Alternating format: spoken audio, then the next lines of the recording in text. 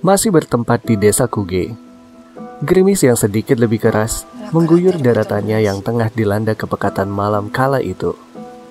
Kanako yang telah lama merasakan kegelisahan memupuk keberaniannya dengan mendatangi Daigo dan menceritakan kejadian malam di mana ia kehilangan anaknya. Gin Goto yang merupakan satu-satunya bidan di desa tersebut membantu Kanako dalam proses persalinan.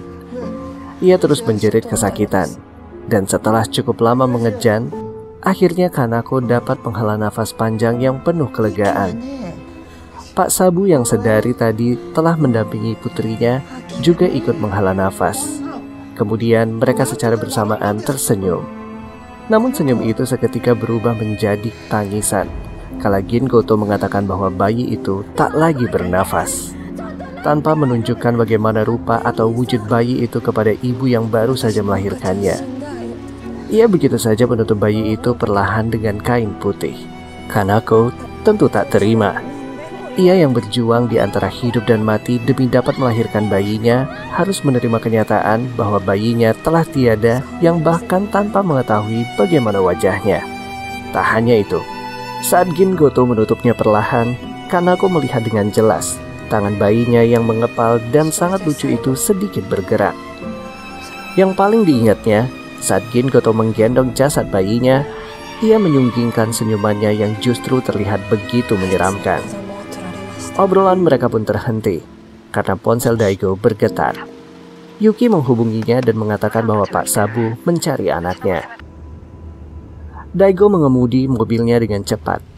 Nampak seluruh lelaki desa tersebut berkumpul di depan kediaman Daigo, menyambut kedatangan mereka. Pak Sabu langsung meneriaki putrinya dan melontarkan ungkapan kemarahannya di hadapan umum. Sementara Daigo, tanpa keraguan, tanpa ketakutan, dan dengan percaya diri telah berjalan hingga ada di antara Kanako dan warga desa. Namun tiba-tiba, Jin mendekati Daigo dan menarik rambutnya sembari terus membulinya. Seakan Daigo adalah lelaki lemah dan pengecut. Hingga akhirnya, Daigo mencengkram tangan Jin yang menarik rambutnya itu dengan lebih kencang. Jin pun meringis kesakitan. Namun tak juga dihiraukan oleh Daigo yang terus membalikkan posisi yang awalnya ia sebagai yang tersakiti. Daigo memutar tangannya dan melingkarkannya tepat di leher Jin. Daigo mengerahkan seluruh kekuatannya sekaligus melampiaskan kekesalannya selama ini kepada Jin yang sok berani dan seenaknya sendiri itu. Jin terus mengerang. Ia berusaha menjerit kesakitan karena terbatasnya udara yang masuk ke dalam tubuhnya. Ia tak lagi dapat mengajak warga desa Kuge bekerja sama untuk mengusut tuntas keluarga Goto, menyebabkannya menggali informasi sendiri. Beruntung Daigo masih mengingat batasnya. Ia melepaskan tangannya dan mendorong tubuh Jin yang seketika tersungkur dan terbatuk-batuk. Jin pun menyampaikan maafnya yang tak terlihat tulus. Para warga membubarkan diri. Pak Sabu juga tak mengatakan apa-apa mengenai perlawanan Daigo tersebut. Ia hanya memanggil anaknya dan memandang sinis ke arah Daigo, yang kemudian berjalan menuju mobilnya setelah melihat Yuki membungkuk kepadanya. Setelah kepergian para warga, Yuki menanyakan kenapa suaminya tetap bersikeras menyelidiki keluarga Goto. Daigo hanya menjawab bahwa ia perlu melakukannya apabila keluarganya ingin tinggal di desa itu. Di sisi lain, Jin yang masih terus memegang lehernya, di malam yang sama menemui keluarga Goto. Sepertinya Jin tengah meminta bantuan untuk menanggulangi Daigo yang dianggap berbahaya. Keisuke tak mengatakan apapun kepada Jin. Ia hanya mengambil senapannya dan terus memandanginya. Di keesokan harinya, Daigo mencatat dengan detail setiap informasi yang didapatnya. Tak berapa lama, Keisuke datang berkunjung. Dengan masih berada di dalam mobil yang menyala, ia mencoba mengajak Daigo berburu di hutan. Sesampainya di hutan, Keisuke dengan membawa senapannya bersiap-siap menata posisi yang tepat untuk dapat membidik senapannya dengan tepat. Namun sepertinya Daigo sudah merasakan, ini bukanlah tentang berburu, tetapi ia telah diincar karena ungkapannya semalam kepada Jin. Perihal penyelidikannya terhadap keluarga Goto. Dan dengan gamblang, Daigo menantang Keisuke. Tetapi Keisuke hanya menjawab tantangan Daigo dengan akan melakukan hal yang sama saat Daigo membunuh seseorang untuk melindungi putrinya.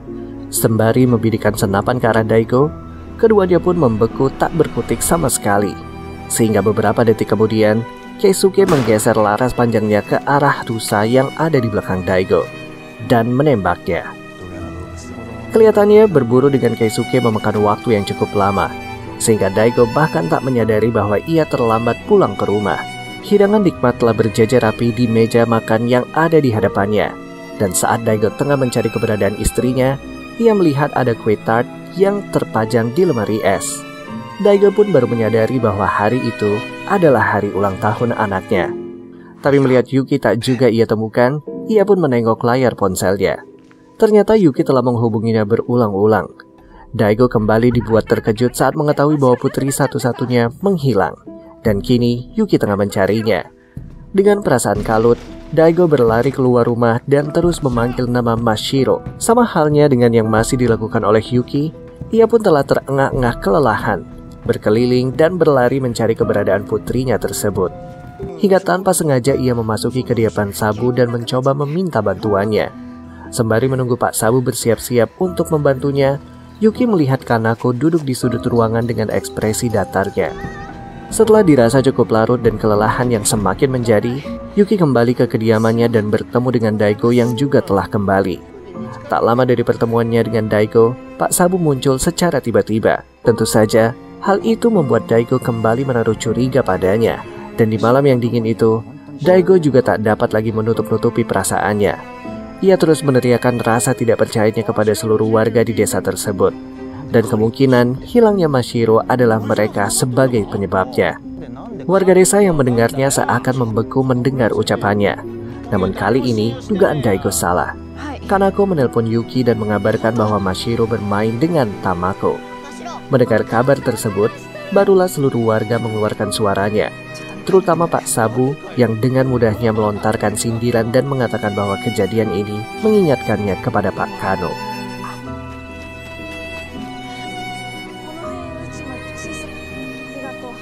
Setelah mengantarkan putrinya tidur, Yuki menemui Daigo yang sedang menyendiri di meja makan. Awalnya, Yuki ingin meredakan emosi Daigo dan mengingatkannya untuk tak terlalu menaruh kecurigaan kepada warga desa. Tetapi Daigo berbalik memperingatkan Yuki untuk tetap waspada. Dan saat ia memberitahukan bahwa warga di sana adalah sekelompok kanibal dan akan menggunakan Mashiro sebagai tumbal anak yang harus dimakan saat festival berlangsung. Mendengarnya saja membuat Yuki merasa marah dan tak ingin lagi melanjutkan obrolan malam itu. Karena ia menganggap bahwa apa yang dilakukan Daigo bukanlah untuk ia dan anaknya, melainkan hanya untuk memuaskan dirinya sendiri dalam penyelidikan. Di hari yang berbeda, Daigo kembali menemui Dr. Nakamura. Di sebuah restoran yang cukup nyaman, Pak Nakamura menceritakan bagaimana dulu Pak Kano memulai penyelidikan ini. Di mana suatu waktu, Pak Kano dengan keberaniannya menyeret dan memaksa Gin Goto masuk ke rumah sakit tempat Pak Nakamura bekerja. Dan hasil pemeriksaannya adalah Gin Goto terbukti menderita penyakit kuru. Penyakit yang ditimbulkan karena kebiasaan mereka menyantap mayat saat melakukan ritual pemakaman. Dan pada saat itulah, awal mula terjadinya konflik antara Pak Kano dan para warga desa. Pemeriksaan Pak Nakamura tak berhenti di situ.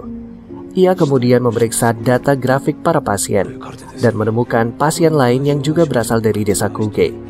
File yang ditulis pada tahun 1951 menyebutkan adanya pasien laki-laki yang berusia 6 tahun dan secara kebetulan tak memiliki sertifikat kelahiran. Yang itu berarti bahwa saat ini, jika memang masih hidup, anak laki-laki itu sudah berusia 75 tahun. Daigo seketika teringat akan sosok yang selalu disebut-sebut oleh keluarga Goto dengan sebutan pria itu. Di malam yang sama, para warga desa Kuge berkumpul di lokasi diadakannya festival. Hari itu adalah hari terakhir mereka berlatih, karena besok adalah waktu yang sudah ditentukan untuk mengadakan festival perayaan.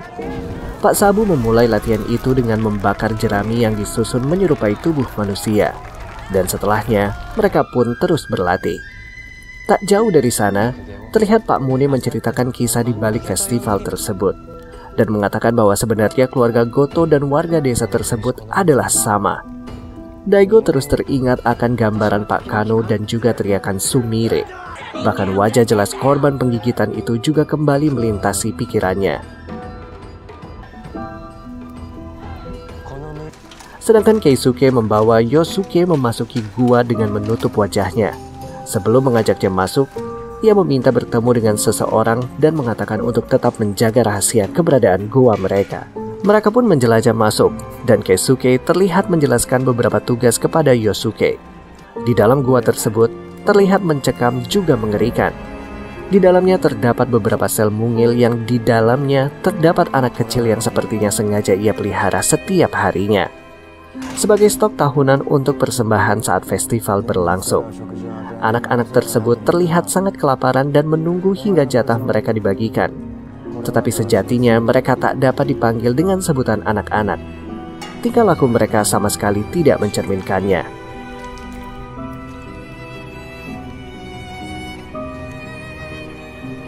Daigo sepertinya telah tersadar oleh perkataan Yuki sebelumnya.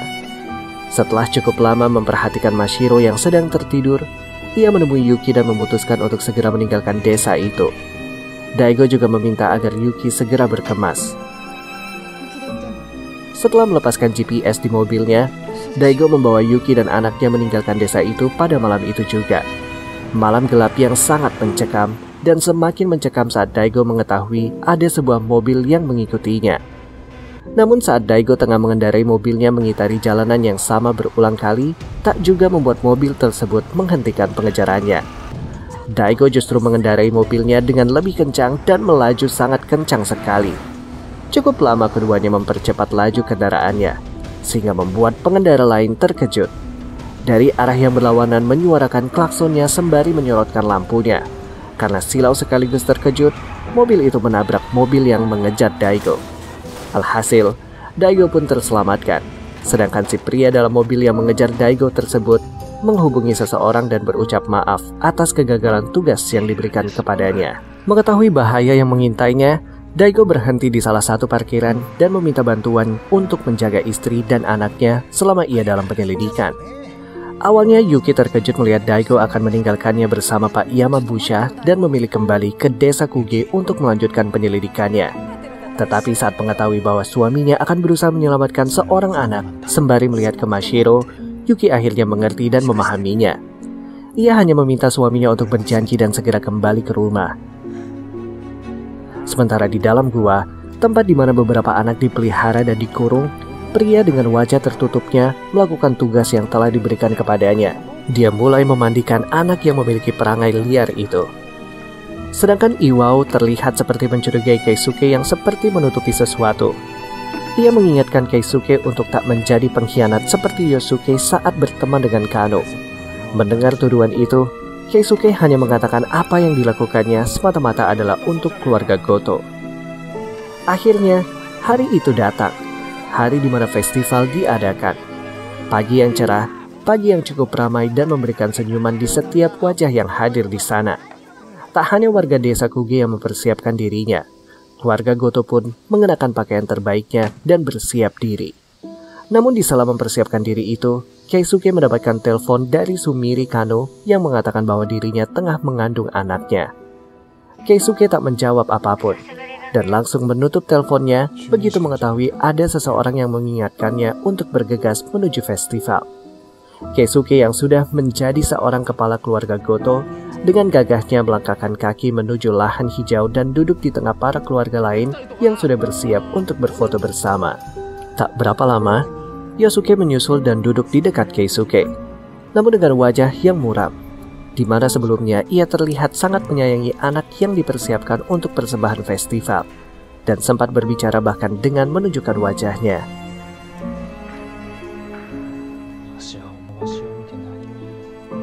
Di sisi lain, Daigo mengendap-endap mengamati pedesaan dari atas bukit. Ia bahkan tak menyadari munculnya Iwao dari balik tubuhnya dan mendorongnya kuat ke bawah bukit. Iwao bahkan tak memberinya kesempatan untuk berbicara. Ia terus mencoba menghabisi Daigo, terutama saat Daigo menyebutkan adanya pengkhianat di dalam keluarga Goto. Daigo dengan keadaan berdarah-darah berusaha membalas pukulan Iwao yang masih saja kokoh berdiri meskipun memiliki luka yang cukup parah di kepalanya. Sepertinya Daigo bahkan tak memiliki ketakutan sedikit pun dan terus memancing emosi Iwao yang terus memukulinya hingga akhirnya ia mengambil batu besar yang ada di dekatnya dan menghantamnya dengan keras ke kepala Daigo.